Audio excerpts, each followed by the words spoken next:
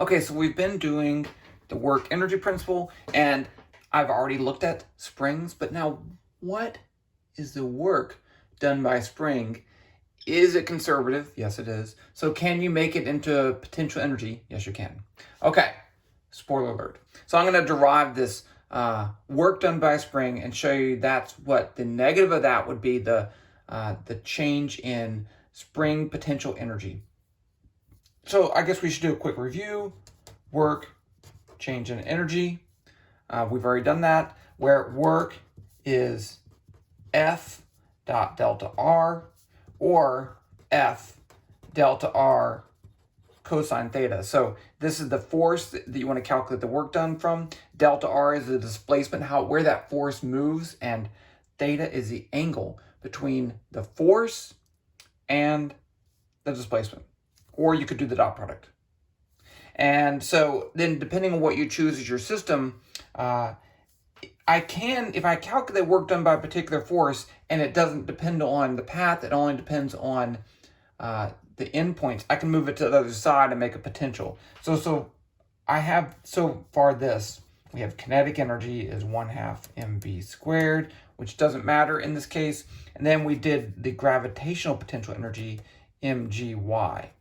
So if I choose the Earth as my system, Earth and the objects of my system, I can have a gravitational potential energy on the energy side.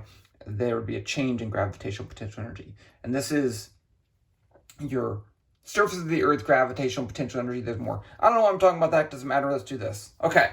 So we need to remember that if I pull, and I have another video on this, I need to remember to link that. If I forget, someone send me a comment and I'll add that video in there. If I pull a spring, a distance S, and this is the unstretched length right here, I can determine the spring force, Fs, the magnitude, is going to be K times S. So this means that the further I pull it, the further I stretch it, the greater the force it pulls back. So if I stretch a distance S, it pulls back with some force. And K is called the spring constant, and it depends on the stiffness of the spring. Okay, so let's do this problem. I'm just going to start on a new sheet because I want to. And you know I like to mess up my sheets. Okay. So let's say that I start right here. Let's call this the x-axis. So let's call this at the origin. This is x, and that's x equals 0, and then the spring's over here, just to make it easy. So I want to pull it this distance to over here, s, where x1 equals 0, x2 equals s. And I want to calculate the work done. Now, if I say this, work equals F delta x, I can do that. So I'm moving this way, but the force is pulling back that way, so I'd have a -1 because it's cosine 180. So the work would be negative F delta x. But this doesn't work because this assumes a constant force, but the force is not constant. The force is increasing. And in fact, if I graph this, if I made a graph of the force as a function of time, a force as a function of distance, and look at the origin, there's 0 force. At this right here, it'd be Ks.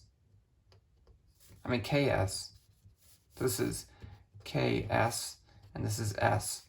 And as I pull it, the further I pull it, the greater the force. So this is actually what the force would look like. It turns out there's more than one way to do this. You could use calculus and stuff like that, but what if it's 0 force right here, it's Ks right there? What if I just use the average force?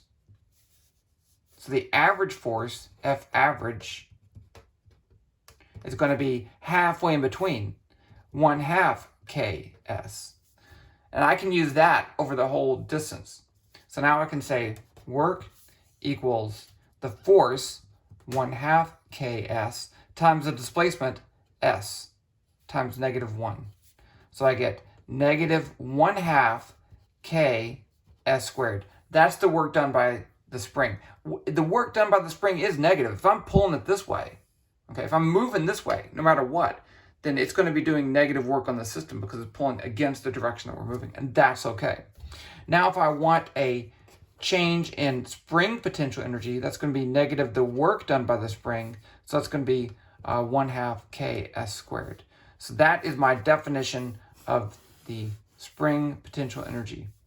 1/2 ks squared, where s is the amount stretched. It works if it's compressed or stretched, it doesn't matter. And k is a spring constant. That's not so hard, huh?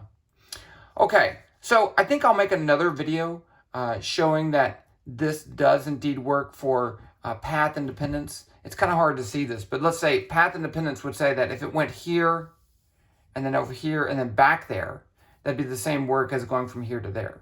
So I think I'll make a model of this oscillating back and forth and calculate the work because I've already made an oscillating spring model, but I'll do that in the next video. So I'll see you guys there.